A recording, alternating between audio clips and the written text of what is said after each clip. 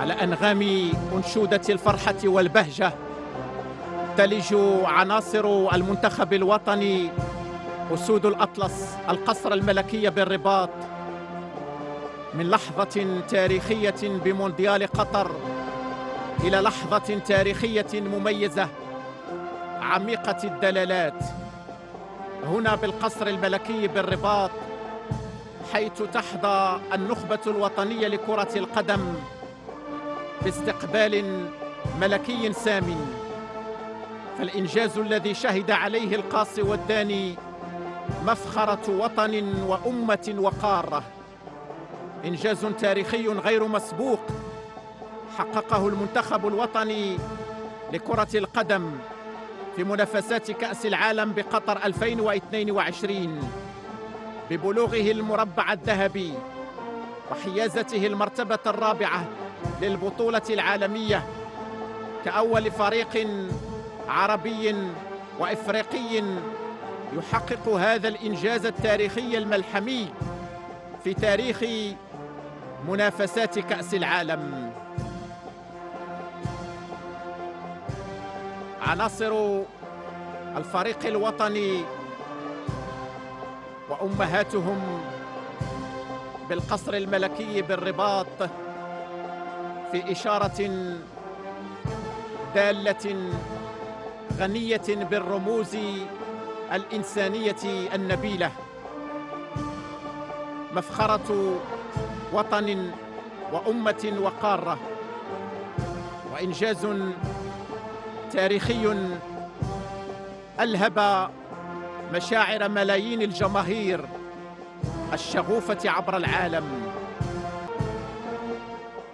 ودروس قدمتها النخبة الوطنية في قيم الوطنية وفخر الانتماء نسجها فريقنا الوطني لكرة القدم بقيادة مدربه الشاب وليد الركراكي ضمن رحلة المونديال بقطر،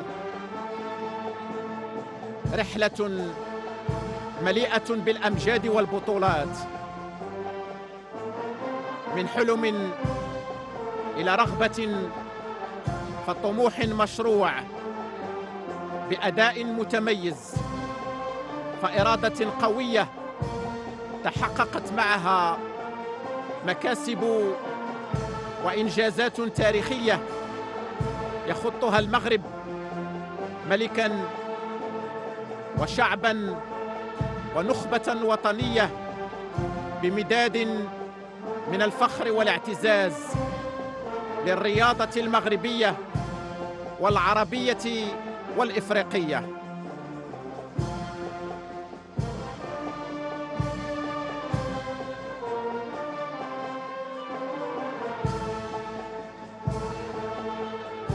لحظة للتاريخ لكتابة تاريخ أمجاد الأمة المغربية في حاضرها ومستقبلها بقيادة صاحب الجلالة الملك محمد السادس نصره الله. فاليوم نقطف إحدى ثمار السياسة الرشيدة والحكيمة لصاحب الجلالة الملك محمد السادس نصره الله، وللرؤية الملكية المتبصرة للرياضة ببلادنا.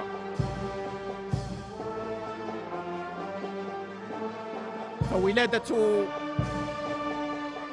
لبنة أكاديمية محمد السادس لكرة القدم كانت سنة 2010 لتساهم في انتقاء وتكوين ممارسين لرياضة كرة القدم من مستوى احترافي عالي، وتضاهي مراكز التكوين المهنية الأوروبية ذات الصيت العالمي.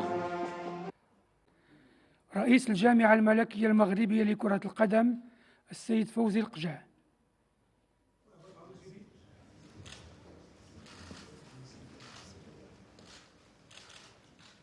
وسام العرش درجة قائد.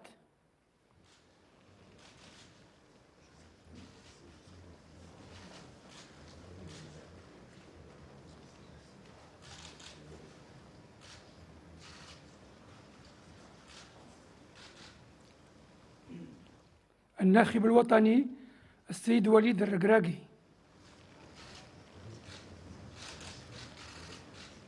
استقبال الملكي لمدرب المنتخب الوطني وليد الركراكي الذي استطاع في زمن قياسي بضعة أشهر من تكوين فريق من اللاعبين يتمتع بالتماسك والروح القتالية. وسام العرش درجة قائد. بحرفية عالية وتنافسية قوية وغيرة وطنية صادقة وقيم إنسانية راقية أدى الفريق الوطني منافسات بطولية. اللاعبون: السيد غانم سايس محترف بنادي بشكتاش التركي. وسام العرش درجة ضابط. تكريم ملكي لعميد الفريق الوطني غانم سايس الذي أبان عن روح قيادية في مختلف مباريات المونديال التي جمعت الفريق الوطني. السيد ياسين بونو محترف بنادي FC سيفيل الإسباني. وسام العرش درجة ضابط. حامي عرين أسود الأطلس ياسين بونو أول حارس مرمى إفريقي يحافظ على نظافة شباكه خلال 3 مباريات. أرقام قياسية عديدة دخلت سجل مفاخر النخبة الوطنية. السيد أشرف حكيمي محترف بنادي باريس سان جيرمان الفرنسي. أشرف حكيمي وسام العرش درجة ضابط. أشرف حكيمي تجربة فريدة متفردة كمدافع يحسب له 1000 حساب وجدار منيع انكسرت أمامه كرات الخصم تباعا. وتكريم ملكي لجلالة الملك حفظه الله نصره الله. السيد نصير المزراوي محترف بنادي بايرن ميونخ الألماني. وسام العرش درجة ضابط. نصير مزراوي ذراع آخر من أذرع دفاع المنتخب الوطني الذين عزفوا على أرضية ملاعب قطر سيمفونية مجد كرة القدم المغربية. السيد سفيان أمرابط محترف بنادي فيورنتينا الإيطالي.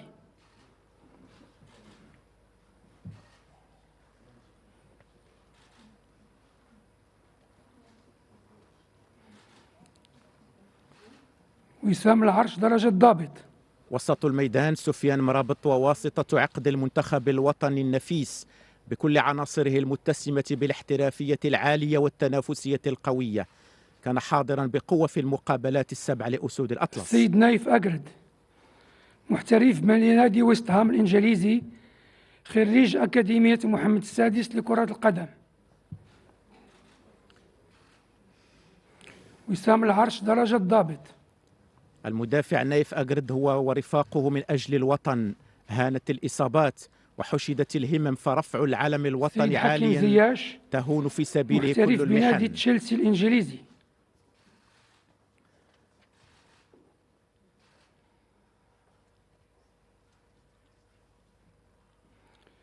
وسام العرش درجة ضابط. حكيم زياش ذو القدم اليسرى الذهبية والروح القتالية العالية المؤمن حتى النخاع بأن النصر لا طعم له إلا تحت الراية الحمراء بالنجمة الخضراء. محترف بنادي أنجي الفرنسي خريج أكاديمية محمد السادس لكرة القدم.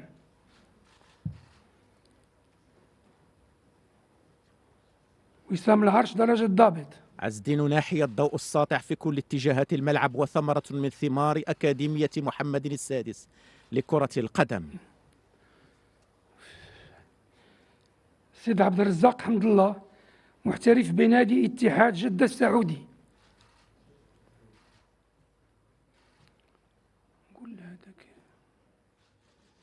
عبد الرزاق حمد الله إسهام في صنع لحظات مونديال 2022. سيد أنس زروري محترف بنادي بيرلي الإنجليزي.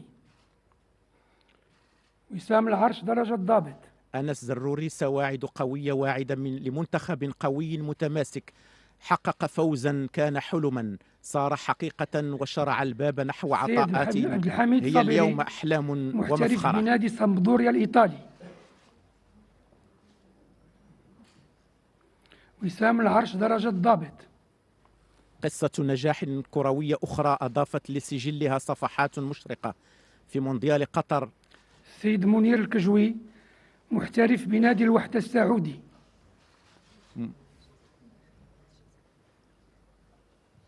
وسام العرش درجة ضابط. منير الكجوي شباك مرمى ملعب التمامة ستظل شاهدة على بلائه الحسن في سيد مباراة إلياس المغرب الشاعر ضد بلجيكا. محترف بنادي كوينز بارك رانجرز الإنجليزي. وسام العرش درجة ضابط. إلياس الشاعر نصف نهائي كأس العالم كان حلما، واللعب من سيد أجل زكريا الوطن بوخلال هو الفرصة لتقديم محترف الأفضل. بنادي تولوز الفرنسي.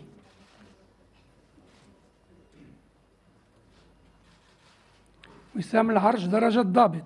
زكريا بوخلال عزيمة وإرادة لمهاجم لا تفتر، وإن وصلت إلى شباك الخصم وحققت الهدف فالعود والمسير من جديد نحو سيد الشباك سليم أملاح هو الأمل.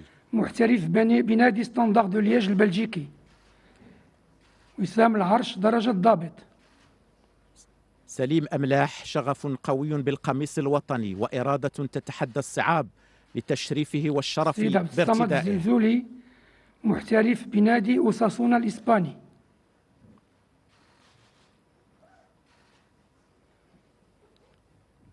وسام العرش درجة ضابط. عبد الصمد الزلزولي إذا كان للطموح مرادف فالزلزول الشاب مرادفه، ويكاد اسمه يوازي فعله في الملاعب. بوفال محترف بنادي أنجي الفرنسي.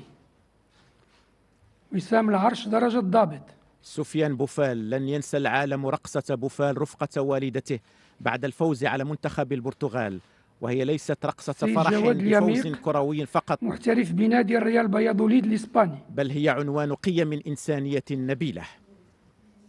جواد اليميق وسام العرش درجة ضابط. المدافع الشرس، جود وعطاء بلا حدود على أرضية الملعب، أسد متشرب بروح القتالية. يوسف محترف بنادي اف سي سيفيل الإسباني، خريج أكاديمية محمد السادس لكرة القدم.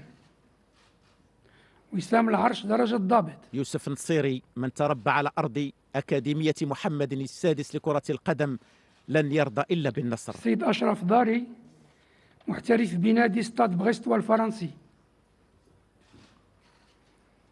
وسام العرش درجة ضابط. أشرف داري مسار مشرف وموهبة كروية لبت نداء الواجب الوطني. سيد وليد شديرة محترف بنادي باري الإيطالي. وسام العرش درجة ضابط. وليد شديرة مهاجم المنتخب الوطني، فخر واعتزاز بالقميص الوطني وجهد تلو جهد، فالمطلب عزيز وجسر العبور إليه مليء بالمطبات. سيد أحمد رضا التقناوتي محترف بنادي الوداد البيضاوي، خريج أكاديمية محمد السادس لكرة القدم.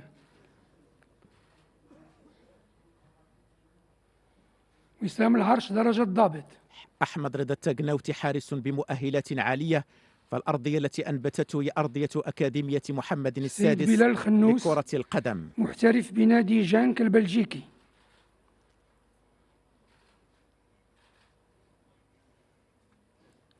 وسام العرش درجة ضابط. بلال خنوس صغير في عمره كبير في وطنيته، عملاق في حلمه، أخلاق الكبار وعزيمة سيد الشباب. بدر بانون محترف بنادي قطر الرياضي.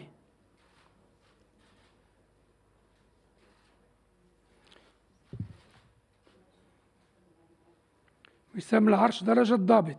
بدر بانون احترافيته وأخلاقه العالية وقود وطنيته التي يضخها قلبه النابض بحب الوطن، محترف بنادي الوداد البيضاوي. وسام العرش من درجة ضابط. يحيى عطية الله الإدريسي، لأن الهدف واحد وقبله الحلم واحد، فإن الموعد أصبح واحد أيضا، وعلى أرض واحدة تجسدت الإرادات. أخيرا السيد يحيى جبران محترف بنادي الوداد البيضاوي.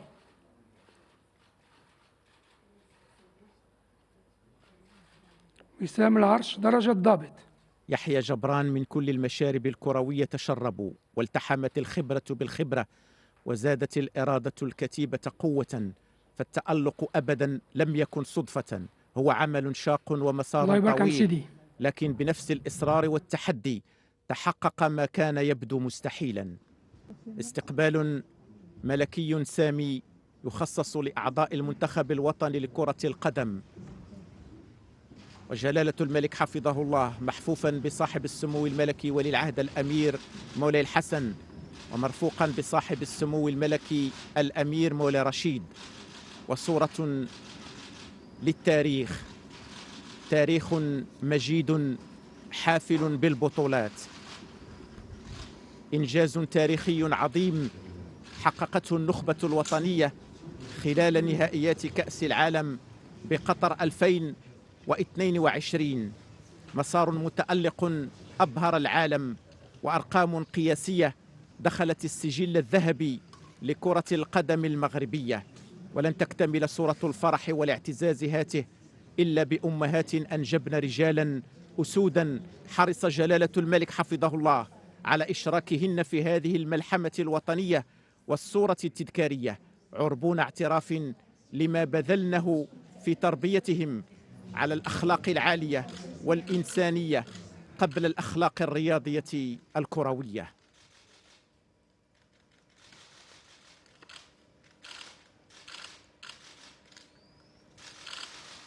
أوسمة ملكية كريمة من يدي صاحب الجلالة الملك محمد السادس نصره الله على صدور أسود الأطلس أبطال المغرب.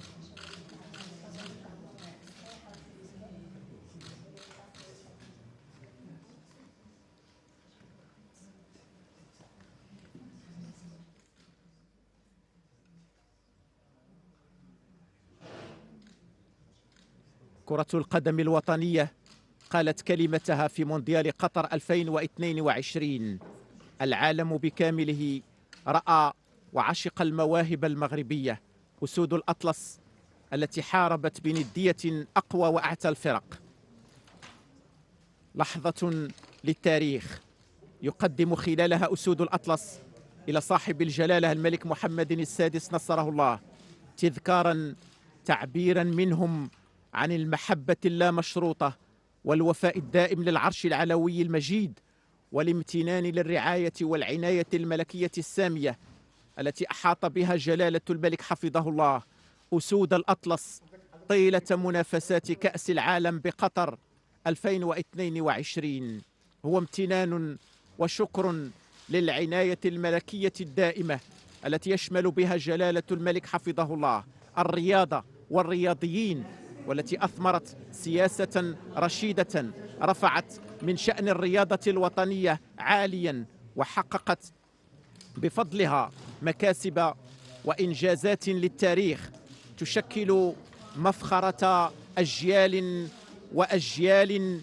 هي عناية يوليها جلالة الملك حفظه الله لكافة المجالات والميادين، حرصا من جلالته على ضمان التقدم والتطور الشامل والعيش الكريم لكافة المواطنين، وضمان الصورة المشرفة اللائقة بمغرب التاريخ، مغرب الأمجاد والإنجازات العظيمة.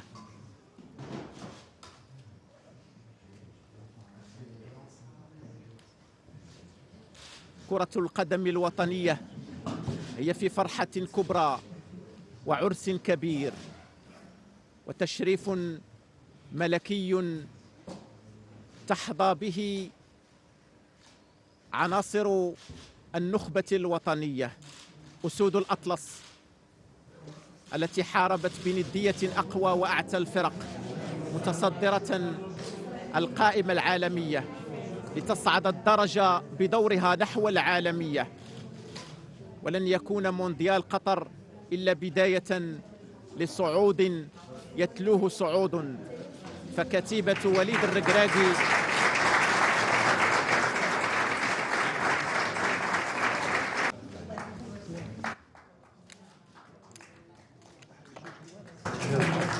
بأبطالها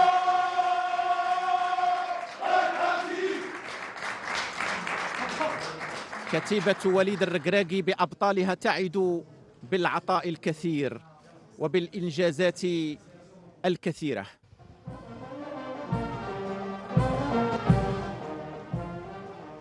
الفتح المغربي هذا فتح أبوابا كبيرة وكثيرة للأمل بأن كل الأحلام قابلة للتحقيق، فأركانها الأساسية قائمة: رؤية ملكية سديدة، وإرادة وطنية راسخة، ولحمة قوية وثقة ثابتة بأن المستحيل ليس مغربيا تحت شعار الله الوطن الملك.